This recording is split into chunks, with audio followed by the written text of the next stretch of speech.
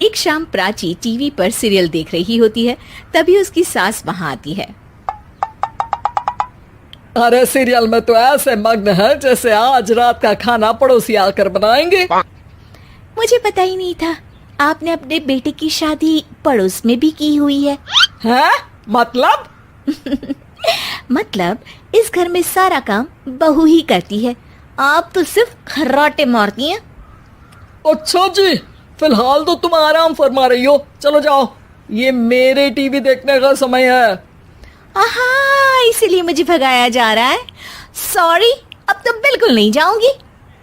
प्राची की इस बात पर दोनों सास बहू के बीच टीवी रिमोट के पीछे बच्चों जैसे छीना झपटी शुरू हो जाती है, जिसके बीच श्लोक भी काम से घर वापस आ जाता है।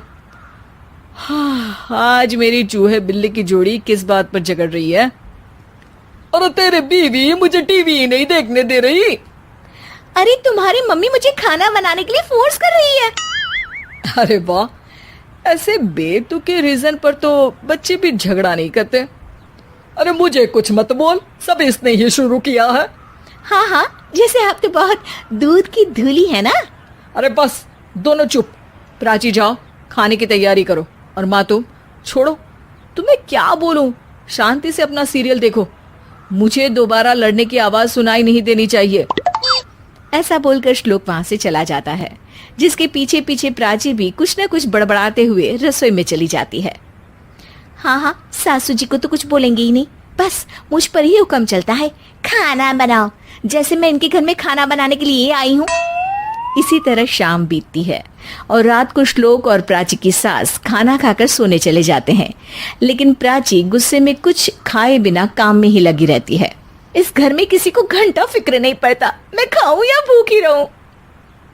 प्राची कुछ देर के लिए रसोई से बाहर जाती है और जैसे ही वापस आती है तो वहां दूध का भरा ग्लास देखकर हैरान रह जाती है। फिक्र पूरी है, बस दिखाना नहीं है। प्राची दूध पीकर सोने चली जाती है और अगली सुबह एक बार फिर सास बहू का कार्टून नेटवर्क स्टार्ट हो जाता है। ये तुमने ही किया है। अरे अजीब जबरदस्ती है, मैं बोल रही हूँ मैंने कुछ नहीं किया। दोनों ने मिलकर पूरे घर को पागल खाना बनाया हुआ है। यहाँ कोई नॉर्मल इंसान तो रह ही नहीं सकता, इसीलिए अब पड़ोसी क्या रिश्तेदार भी घर आने से कतराते हैं। और सुन बेटे, तू भी चंगा, तेरी माँ भी चंगी, तेरी बीवी भी चंगी, रिश्तेदार। हाँ जी, आपको नहीं पता क्या, गंगाधर ही शक्तिमान है, रिश्तेदार ही। हाँ हाँ, बस समझ गया। कभी जानवरों जैसे लड़ेंगी तो कभी जुगलबंदी करेंगी। भाई मैं आप दोनों के बीच में नहीं फंसना चाहता। सास बहू की इस मनमौजी जोड़ी से परेशान होकर श्लोक अपना सिर खुजलाता वहां से चला जाता है। चलो अब मैं भी कीर्तन में जा रही हूँ। इस पर जैसे ही सास कमरे में अपना पर्स लेने जाती है तो वहां नाश्ते की प्लेट रखी देख मुस्कुराने लगती है और नाश्ता करके घर से बाहर निकलते हुए कुछ पैसे टेबल पर रख जाती है, जिसके कुछ देर बाद सिलेंडर वाला घर आता है। ओ मुरी मैया, मैं सिलेंडर के बारे में तो बिल्कुल भूल ही गई थी।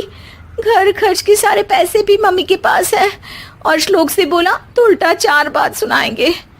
प्राची ये सोच ही रही होती है कि अचानक उसका चेहरा चमक उठता है और वो घर में आकर इधर उधर देखने लगती है। तभी उसकी नजर टेबल पर रखे पैसों पर पड़ती है, जिन्हें वो सिलेंडर वाले को दे देती है। ये सब श्लोक देख लेता है। अच्छा बेटे, इतना बड़ा घोटाला, सबके सामने मैं तेरी दुश्मन और पीठ पीछे तेरी मेरी यारी। इस पर श्लोक एक प्लान बनाता है और शाम को सब एक साथ बैठे होने पर बोलने लगता है।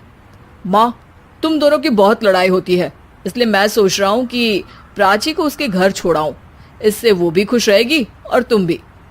अचानक श्लोक की ये बात सुनकर सास बहू शौक से उसकी तरफ देखती हैं। अरे ऐसे कैसे घर छोड़ाओगे, मुझे कहीं नहीं जाना।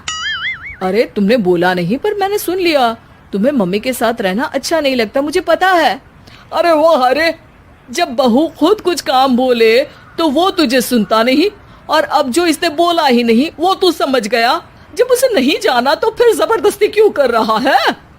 अच्छा, फिर आपको मौसी के घर छोड़ाता हूँ, बस अब आप दोनों एक घर में एक छत के नीचे नहीं रह सकती। मैं इस टॉम एंड जेरी की जोड़ी को और नहीं झेल सकता। है? ऐसे कैसे नहीं रह सकते?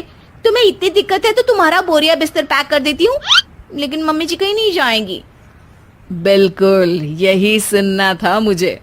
अगर दोनों में इतना ही प्यार है फिर हर वक्त ये लड़ाई का नाटक क्यों करती हो? देखा मैंने कैसे माँ किचन में दूध रखती है और तुम उनके लिए कमरे में नाश्ता रखती हो, और कैसे वो पहले ही तुम्हारी दिक्कत समझकर घर में पैसे रखकर बाहर जाती है। अरे भाई, इतना ड्रामा तो डेली सोप में भी नहीं होता जितना तुम दोनों ने इस घर में फैलाया हुआ है।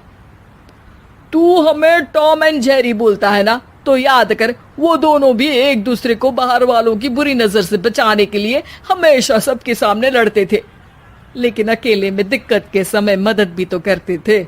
बस हमारा रिश्ता भी कुछ ऐसा ही है। और वैसे भी अगर सास बहू में तू मैं नहीं होती तो दुनिया वालों को कहानियां कैसे मिलेंगी?